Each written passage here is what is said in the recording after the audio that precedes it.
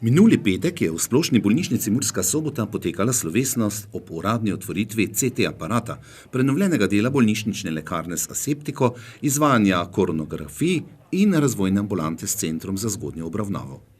Slavnostni govornik je bil Aleš Šabeder, minister za zdravje Republike Slovenije, ki je poprej opravil delovni sestanek z vodstvom Mursko-Soboške bolnišnice in ki je sploh prvič bil na obisku v tej zdravstveni ustanovi.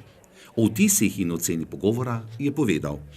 Res je, danes sem prvič v bolnišnici Murska Sobota, ampak kot sem že v nagovoru povedal, sem pravzaprav skozi pogovor z vodstvom bolnišnice in pa z zaposlenimi, predvsem zdravniki in pa zdravstveno nego, prišel do spoznanja, da stroka tukaj deluje zelo dobro, odlično, ima veliko razvojnih programov, veliko idej o nadgradnji zdravstvene stroke, novih vrstah zdravstvenih storitev, ki bi jih želeli implementirati v splošno bolnico Murska Sobota.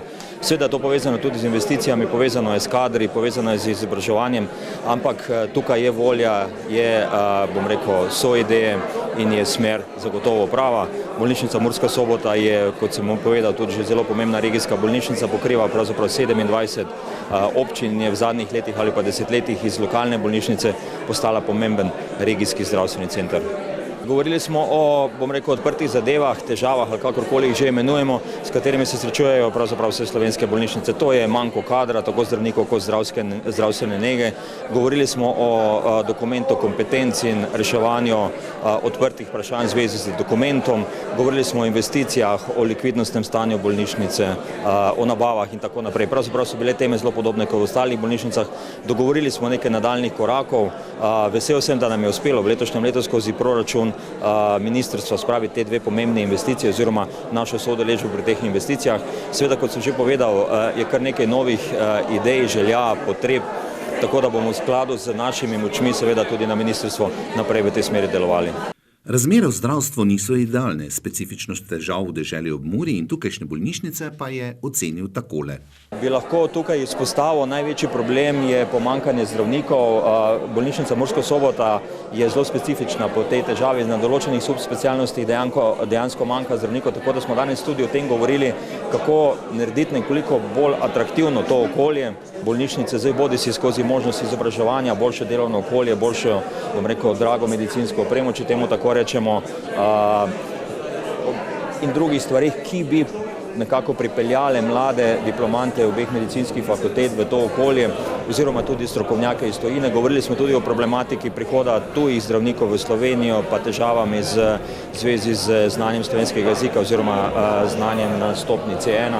Tako da tudi tukaj sem seznanil vodstvo bolnišnice z novim pilotnim projektom, ki ga izvajamo skupaj z Filozofsko fakulteto, kjer bomo nekoliko prilagodili ta izpit za znanje slovenskega jezika in ga omejili na področje zdravstva oziroma medicine in ne na splošno področje. Če vam tako zelo po domače povem, danes morajo zdravniki znati napisati tudi esej o Prešernu, kar je relativno težko tudi za Slovenca, kaj šele za nekega tujca, tako da na tem projektu delamo. Se mi zdi, da je en izmed pomembnejših korakov pri zagotavljanju pa omogočanju tudi prihoda zdravnikov iz tretjih dežel. S vodstvom sem seznanil danes tudi z prizadevanji ministrstva po povečanem vpisu na obeh medicinskih fakultetah. Verjetno veste, da se je vpis na obeh medicinskih fakultetah zmanjšal in je manjši, kot je bil pred 10 leti, tako da bi nekako tudi na ministrstvu želeli, da se ta vpis zopet vrne na raven, kot je bila v šolskih letih 2008, 2009, 2010 in tako naprej. Saj ne nazadnje potrebujemo zdravnike iz, domačega šolskega sistema in ne smemo puščati naših, zlatih maturantov pred vrati obeh medicinskih fakultet. Minister za zdravje Aleš Šabeder je v izjavi izpostavil tudi pomanjkljivost podatkov o tem, koliko naših zdravnikov zaradi boljših pogojev poišče delo v drugih državah. Kar se tiče odhoda zdravnikov in pa nasplošno zdravstvenega kadra preko meje, zdaj lahko rečem, da danes v Sloveniji nimamo natančnih podatkov, koliko zdravnikov nam pravzaprav odide. Ravno včeraj smo o tem govorili tudi na medicinski fakulteti in teh podatkov uradno nima ne ministrstvo, ne zbornica. Mariborska fakulteta to spremlja, če rečem temu tako ročno, in so ugotovili, da do zdaj odšlo iz kvote njihovih diplomantov, ki jih je preko 853 zdravnikov v tujino, torej je delež manjši od 10%, Ljubljanska fakulteta pa teh podatkov nima, ampak veste, fluktuacija delovne sile zaradi odprtih meja Evropske unije bo zmeraj prisotna, tako da tega ne bomo mogli preprečiti, seveda pa moramo zagotoviti tukaj bolj atraktivno in oziroma boljše pogoje za delo, da bojo mladi zdravniki in pa medicinske sestre ostali doma.